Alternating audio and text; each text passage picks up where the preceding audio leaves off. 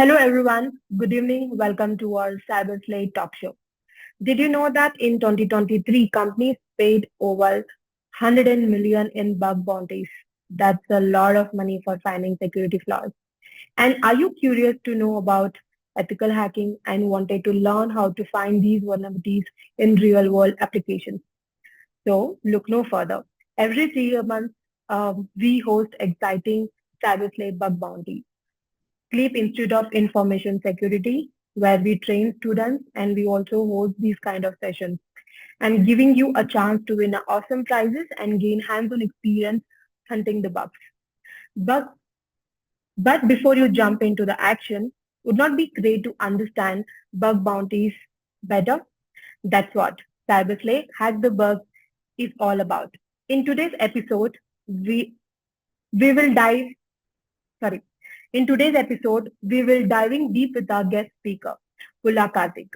He is a bug bounty hunter and Karthik is a cybersecurity engineer with a passion for security and development.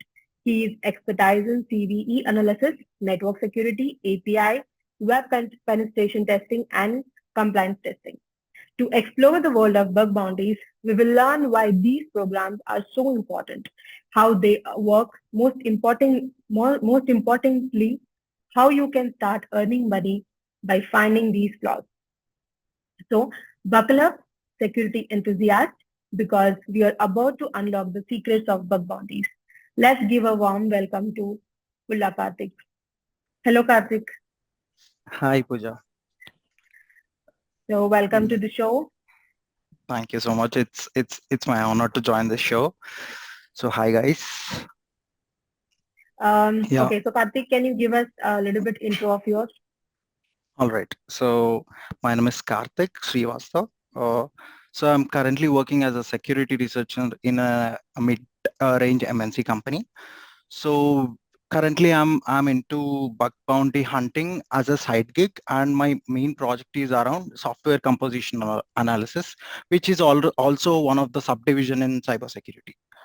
So this is the Okay. basic thing I do in my office work. The apart from my office work, the side gig is obviously the bug hunting, which I never leave it. Yeah, Yeah, that's why we have you here today with us. Y- yeah, Okay, all right. so we have few of the questions. We wanted to really know about your journey into bug bounty, and also you All have right. started your career into cybersecurity.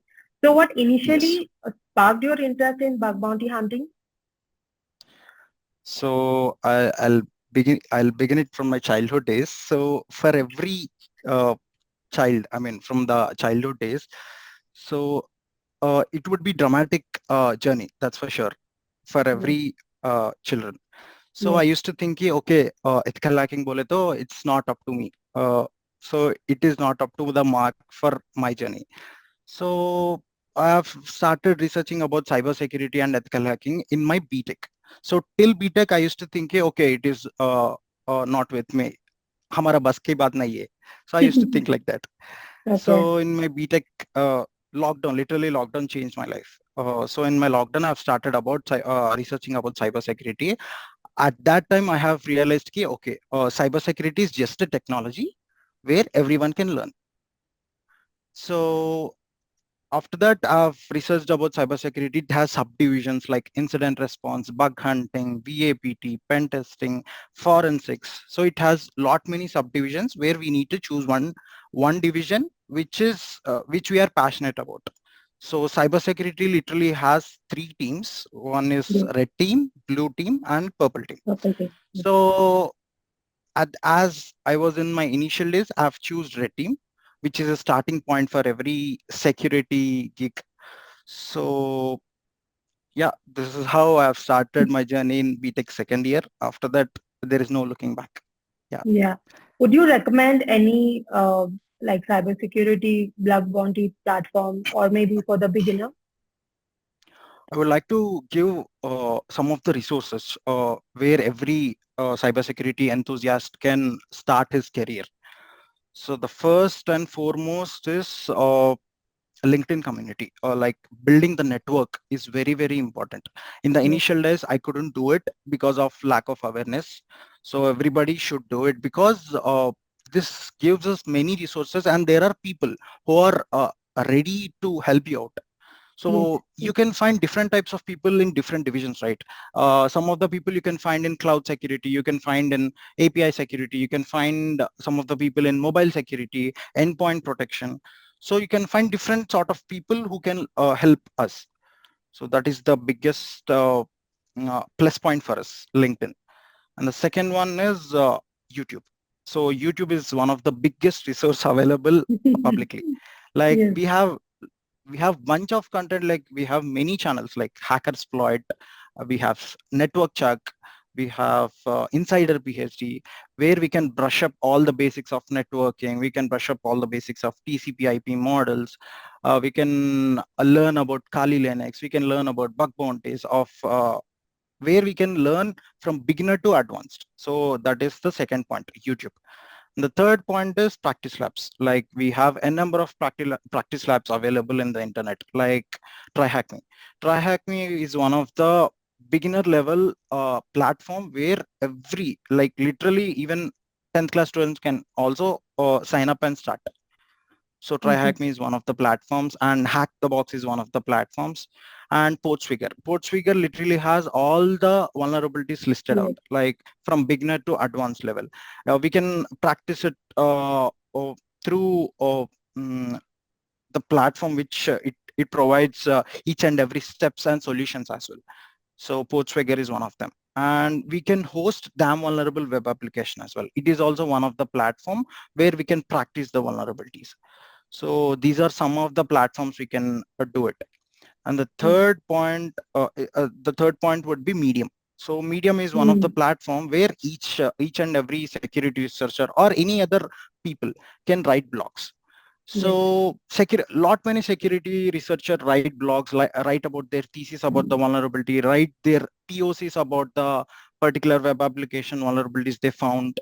So everyone should read at least 2 blogs a day, which makes every analyst think in a security researcher way. Like this helps in increasing analytical thinking. Yes. So these are some of the resources, and we have Udemy as well. Mm. Udemy is most underrated platform actually. So with low cost itself, it provides lot many courses by different security geeks. We have lot many prominent security geeks available on the internet, right? So those people provide courses in Udemy. So I think Udemy is one of the best resource as well. So yeah, Definitely. these are some of the resources every security passionate can start with. Yeah. Yes.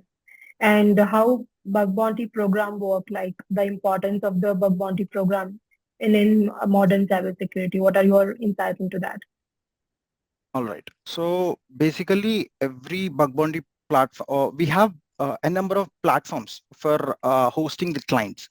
So we Yes. have Bugcrowd, we have HackerOne, we have Inspective, we have Integrity, we have SVHack. Like that, we have many. And each and every client also hosts their policies, like vulnerability disclosure policies as individual policy. They Yes. won't sign up in these type of platforms. So the procedure is like each and every client will register in the platforms. They will list out all the scopes, all the vulnerabilities they accept, all the vulnerabilities they don't accept, all the vulnerabilities with different severities. They'll list out everything. So Okay. every security researcher should go to the pages and different platforms they have listed out, and we need to go through their documentations, like so that we can understand the overview of the web applications. And the clients will also list as different technologies which they use to build the platform. So this helps in finding different vulnerabilities of the web application. So after after that, security researcher should start performing the pen test process, like from reconnaissance phase to finding the vulnerability phase. We shouldn't exploit it without the permission of the client. So after finding the vulnerability, we need to report it with a description, impact, POC, remediation in the platform itself.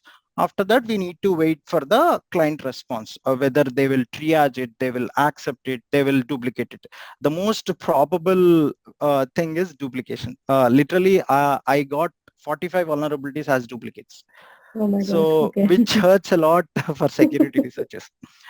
After giving a So lot of time to finding the bugs, exactly, and you got to know exactly. that it's a duplicate. Yeah. Yeah. I think then So the red team people who are doing bug bounty, I think they need to have a lot of patience, I guess. exactly. I used to spend Okay. hours together in my college days, but I Okay. used to get nothing apart even after spending 8 to 9 hours. Oh my God. So this hurts a lot for security people. So So yeah, patience is the key. exactly. Patience is the key. Okay. So So yeah, this is how the process works for cyber bug bounty platforms. Yeah. okay. Okay. So in your experience in the finding the bugs, did you find any bugs, specifically any vulnerabilities, or did you exploit any? You can mention few if you have any vulnerabilities here. Yeah, I would like to mention an organization as well, since I've already uh, listed out in their platform as Hall Okay. of Fame. So Okay. everybody know Blinkit, right? Blinkit. Yes. Yes. So I've got one high severity vulnerability in Blinkit, which listed out 1400 employee data. So the Okay. vulnerability is OAuth misconfiguration. So uh, so the vulnerability basically lies between organization emails and generic emails. So Yes. it allowed me generic email access as well. Like let's say my mail ID is karthik@gmail.com, right? Okay. So basically it should allow the Blinkit employee itself, but it has been allowed due to certain misconfiguration. It has been allowed generic emails as well. So which listed out 1400 employee data, which is a high severity vulnerability. So that is one of the prominent vulnerability which I found. And in a generic way is injection vulnerabilities, where injection vulnerabilities are literally uh, uh, clients won't use escape characters or any regex patterns for each and every parameter in their web application, right? So injection vulnerabilities are one of the top-notch vulnerabilities. I can guarantee that. And the second one is IDOR. So for every business application, the IDOR vulnerabilities definitely will be there. That is Okay. for sure. Because let's say there is a business web application which has bills.